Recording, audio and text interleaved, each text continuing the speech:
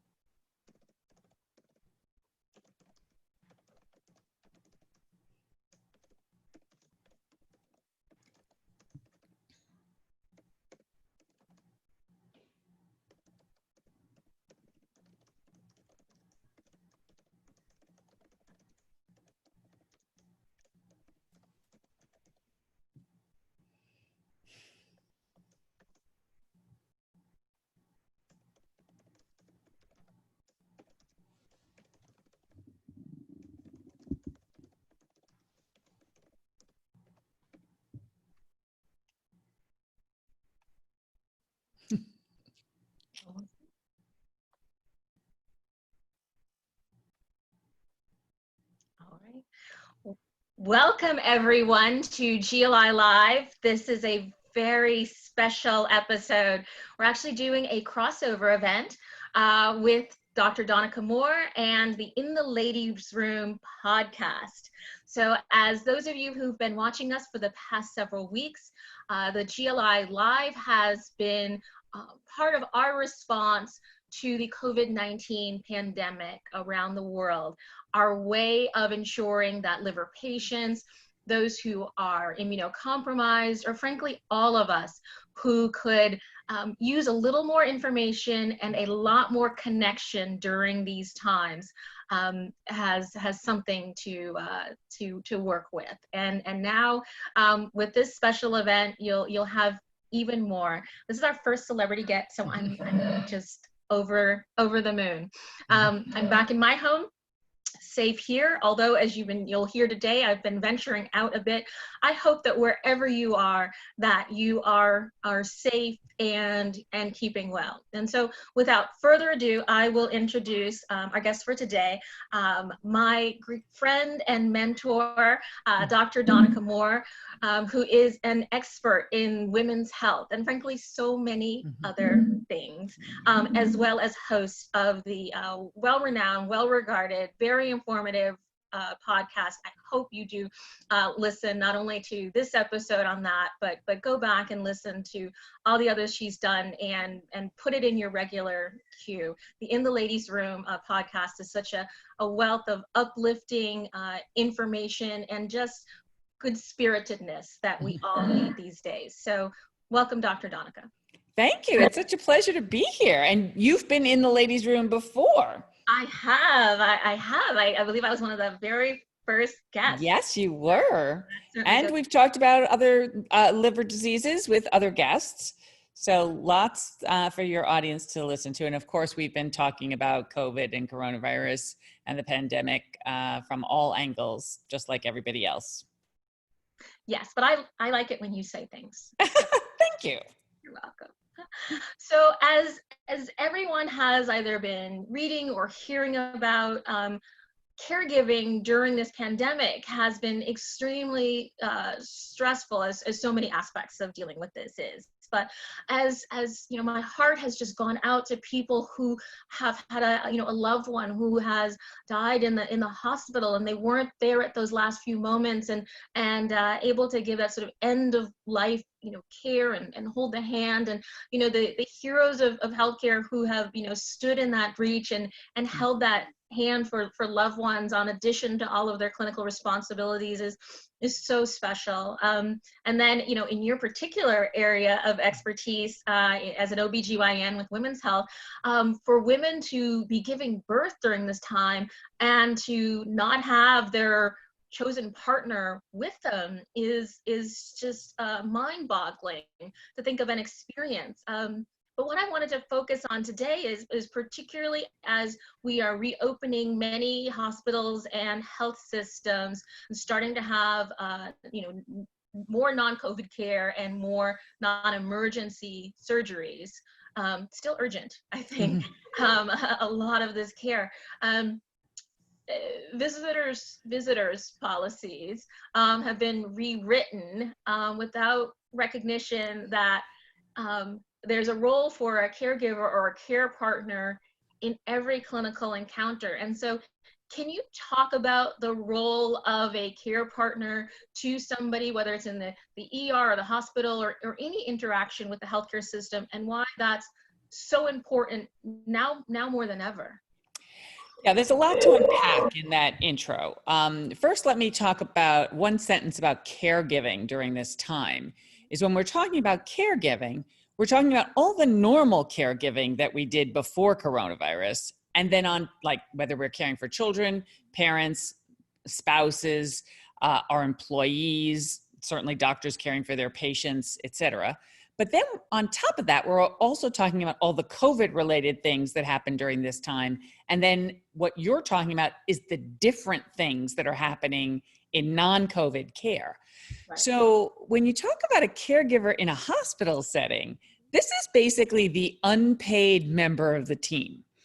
Right. This is the person who is actually with the patient the most. Mm-hmm. This is the person who probably knows the patient the most from before they were a patient, knows their personality, knows what's normal.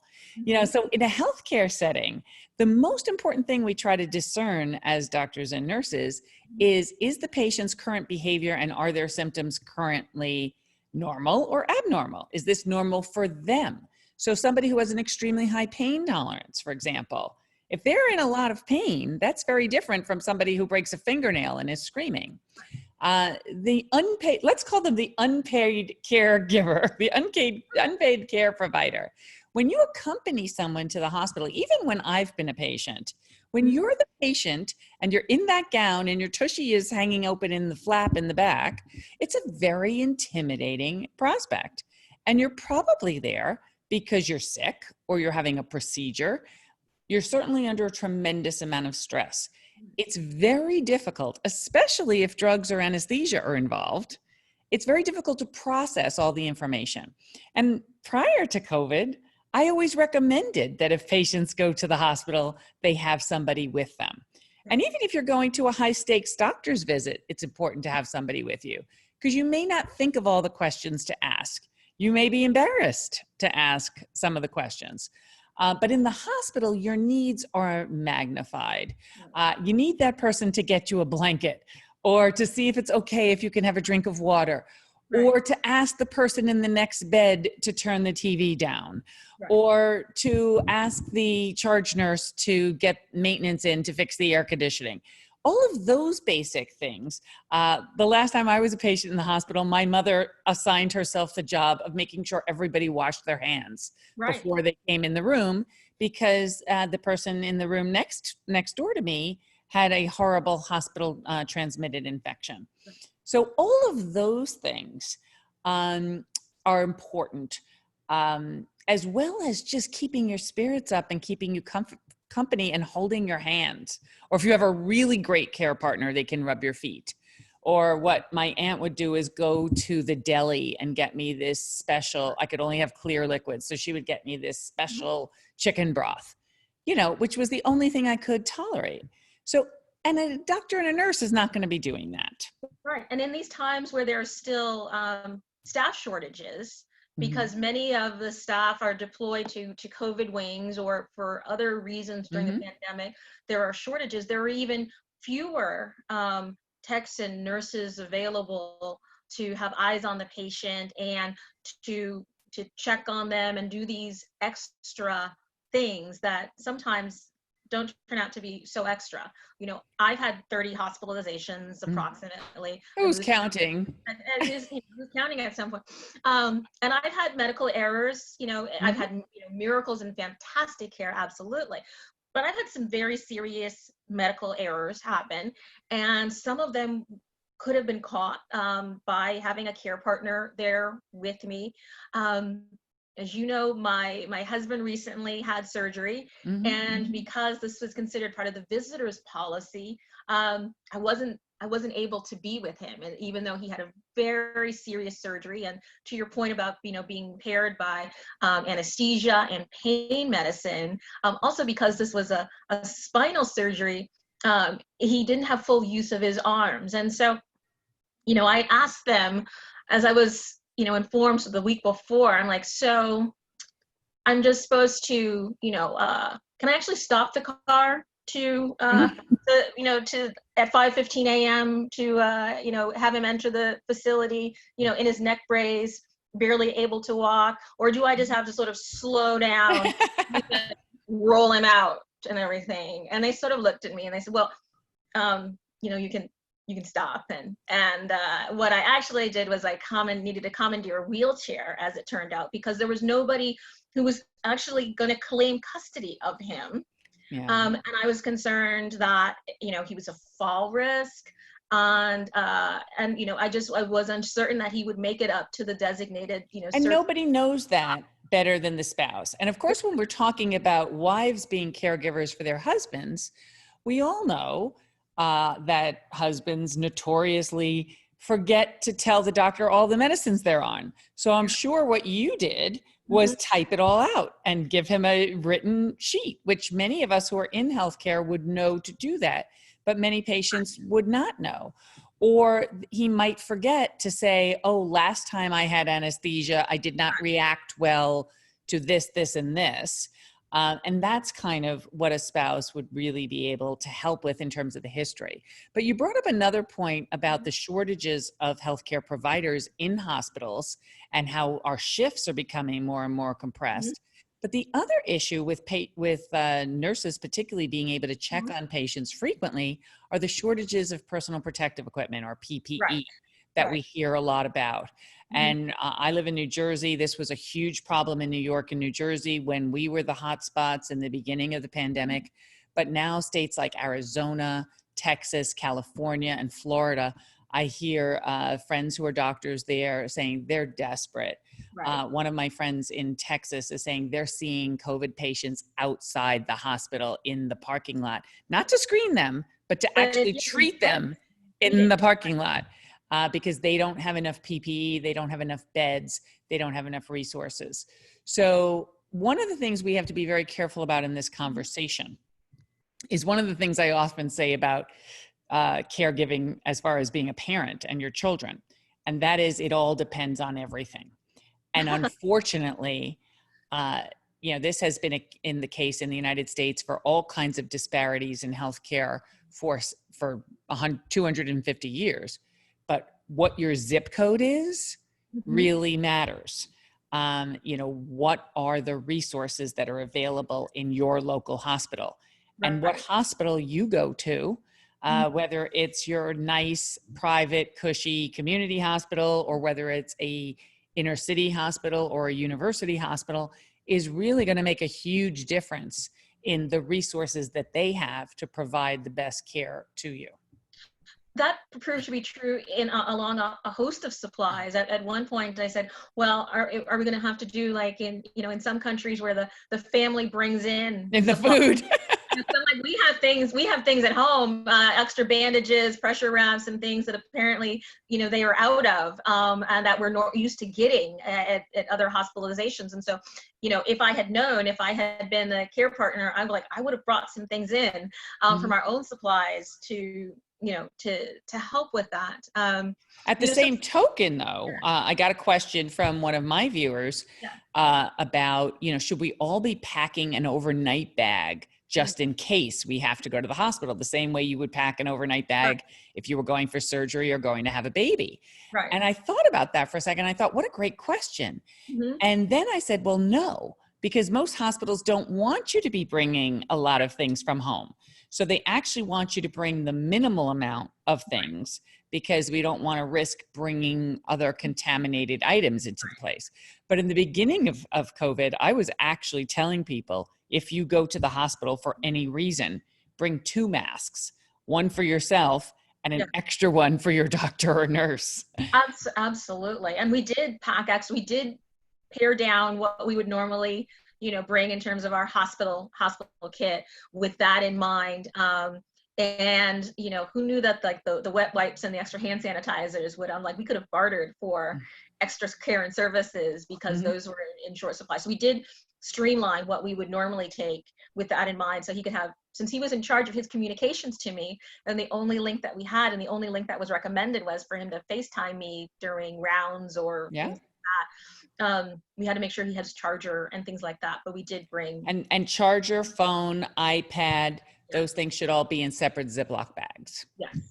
Yes, absolutely. So that's really important.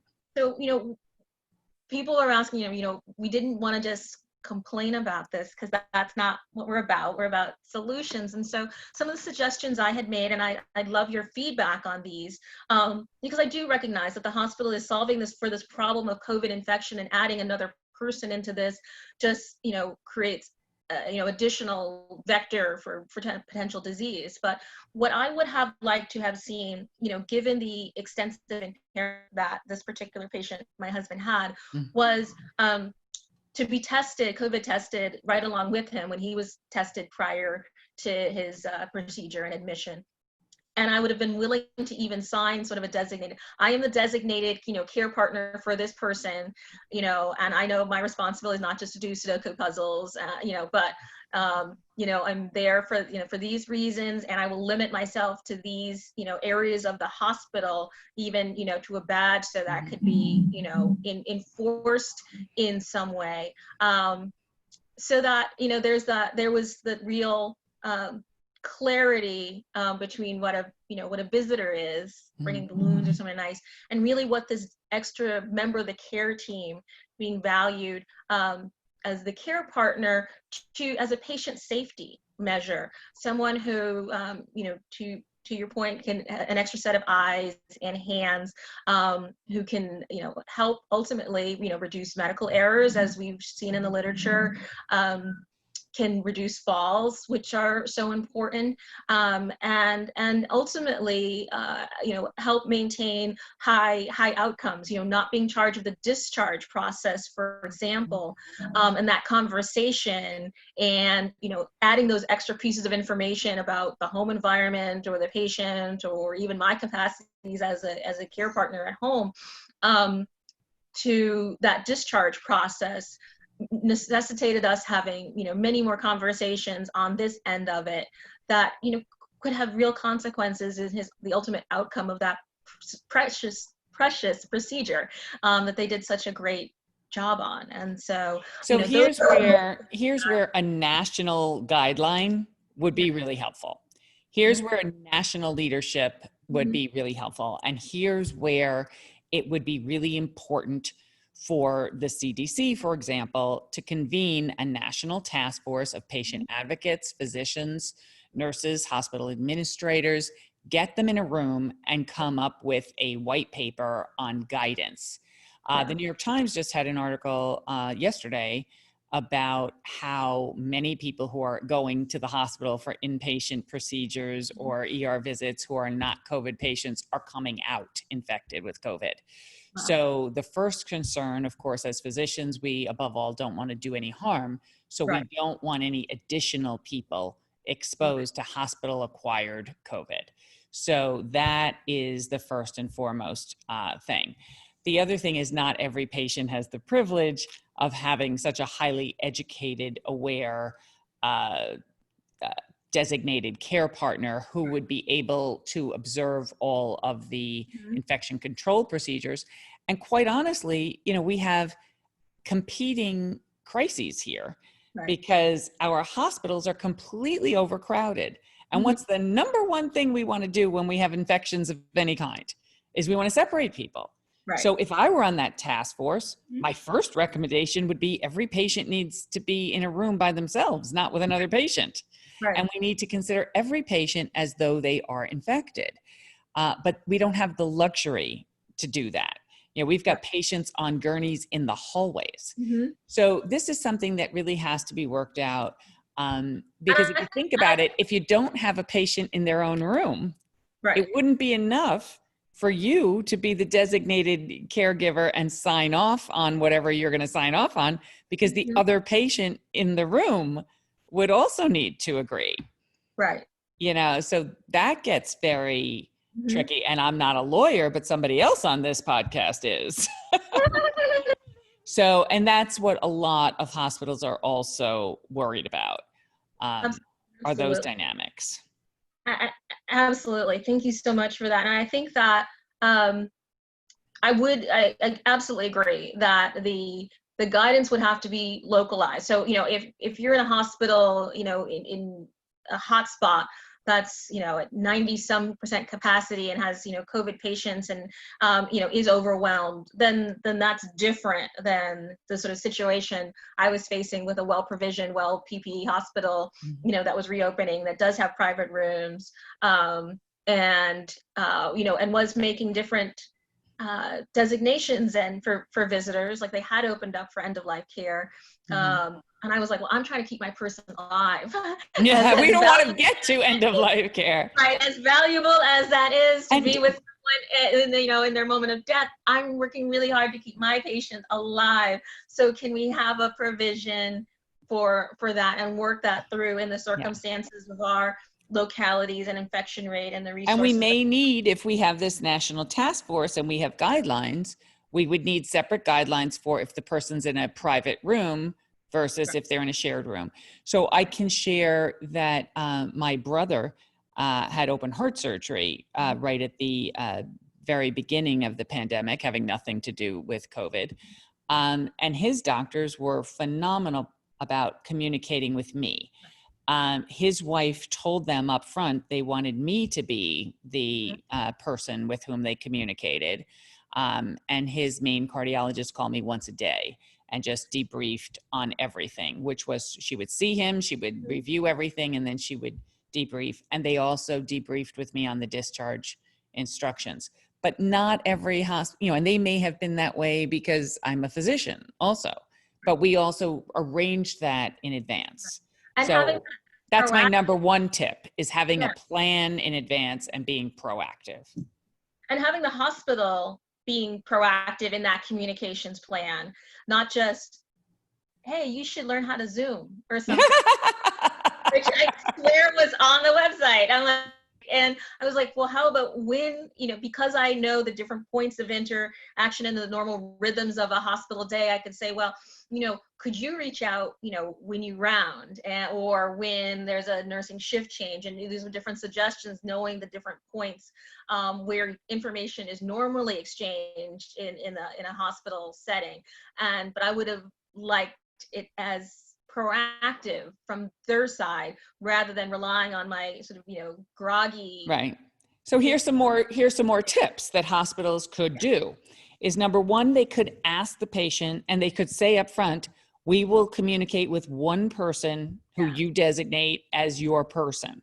Right. And you have to sign a HIPAA release form, obviously. Right. Number two, here is the one doctor or the one healthcare provider on our side who will be your contact person. Because many times I felt like, who am I calling? Am I calling the charge nurse? Am I trying to reach his nurse? Am I trying to reach the cardiologist, the intensivist, the hospitalist, the resident? Who on the team are we talking to? And then number three, the hospital could make this much more efficient by saying, Dr. So-and-so will contact you every morning after rounds, for argument's sake. Right. That will be between 8 a.m. and 9 a.m. so that you know when to expect, or we'll communicate with you after rounds in the afternoon, which will be between X and Y. Please do not call the nurse unless it's urgent during shift changes, which are these times. And that's my concern when they were saying, well, you can call I was like, I don't want to overwhelm the nurses or create an extra burden for them or, be a nuisance. And so I was really reluctant from that point of view to I didn't want to be a pest. But I needed the information. So, poor patient there. Yeah. And hospitals aren't strength in one arm, did manage to FaceTime me. So I had some conversations with the ceiling, and whatever, healthcare professional passed through pass through the room. And I don't need that to be a video call. A phone call works just as well. But hospitals aren't the only ones that are having challenges with this. Of course, in the pandemic, our institutions that are having the worst challenges are nursing homes. And so nursing homes have very different end-of-life issues and care issues than hospitals, because with hospitals, the end-of-life issues are usually very short-term. With nursing homes, I know several of my good friends who lost parents during this time and hadn't been able to see them from the beginning of March. So, you know, many people are in nursing homes now and have not been able to have a single real life visit for months. I even have a friend who's a physician and her mother is in a nursing home or a hospice that's affiliated with her own hospital. So in her own hospital, she's going around seeing all these patients, but because in the hospice, she's a guest or a visitor, she's not allowed to see her own mother, even though she's seeing patients in the same hospital. Right. There definitely is a need for some lawyers, doctors, and health administrators to get together on these issues. You know, we had a question from Facebook about caregiving for healthcare workers. You know, some are becoming, you know, sick themselves, or, you know, we've had a lot of questions throughout our COVID-19 response program about people who are immunocompromised but still on the front lines. And so if you're sharing a home with a healthcare worker and they become sick, what are some of the considerations around that? That's a great question. And I'm going to tell you this because you're a good friend of mine, but if you quote me, I'm going to totally deny I ever said this. And that is that doctors are people too. So doctors are just as susceptible to COVID as everybody else. Doctors are also likely to have immunocompromised situations. We had a doctor on our podcast who's a hospitalist who's recovering from breast cancer herself. There are doctors who have autoimmune diseases, doctors who take steroids, doctors who have just about every condition that you can think of. But doctors are sometimes married to other doctors or living with other doctors. And doctors are sometimes living with people who are not doctors. So we've heard horrible situations of intensivists and ICU doctors who are sleeping in tents on their front lawns so they don't infect their own families. We also have a childcare crisis right now. So in terms of caregiving, doctors are also parents. So if their children are not going to school, or if their children can't be in daycare because those things are all closed down, how do they see patients and care for their own children, especially if they have school-age children who they're also supposed to be homeschooling? So we have had a burnout problem in the United States with healthcare workers long before COVID, but now it's horrific.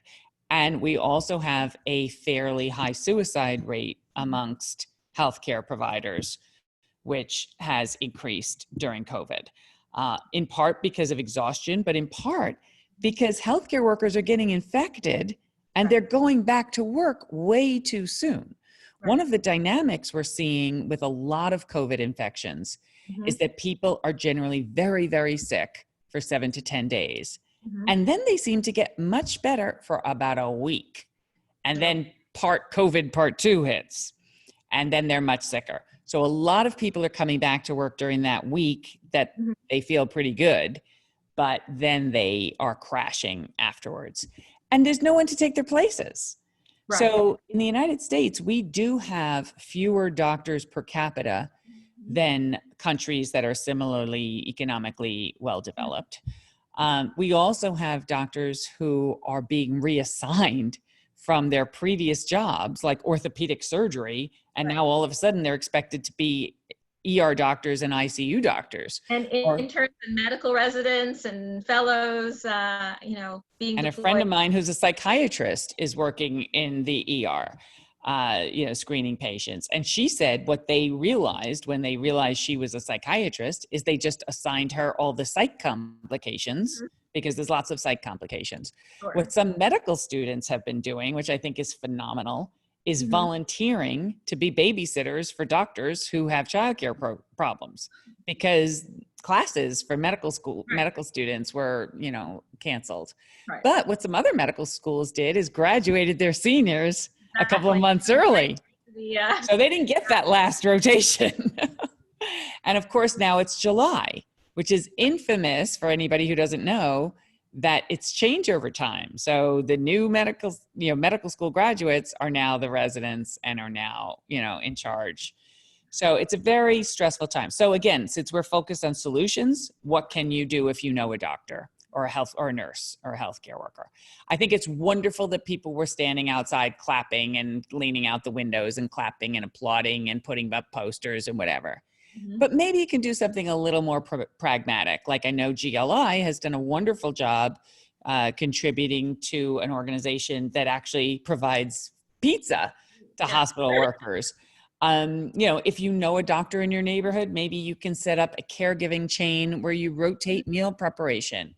Or maybe if you have a college student who's home and driving you crazy, maybe you can offer your college student to babysit for that doctor. Check in with your friends who are physicians and nurses. Extremely important. If you have a hotel this past weekend where they had a 20% discount for healthcare workers, I think that's wonderful. Because also many of these doctors are taking pay cuts. And many doctors, when we had the crisis in New York City, thousands of doctors and nurses came to New York from other places to volunteer. And guess what they were getting paid? What? Zero. Well, they were volunteering. So they were leaving their places of business and coming to take care of other people, which is wonderful. And there were a couple of hotels in New York City that stepped up and provided free accommodations to people who were coming from out of town. But then there were horrible stories about people who wanted to stay at their siblings' apartment in New York City, and the co-op board said, no, you can't stay here because you might get COVID and bring it to our place.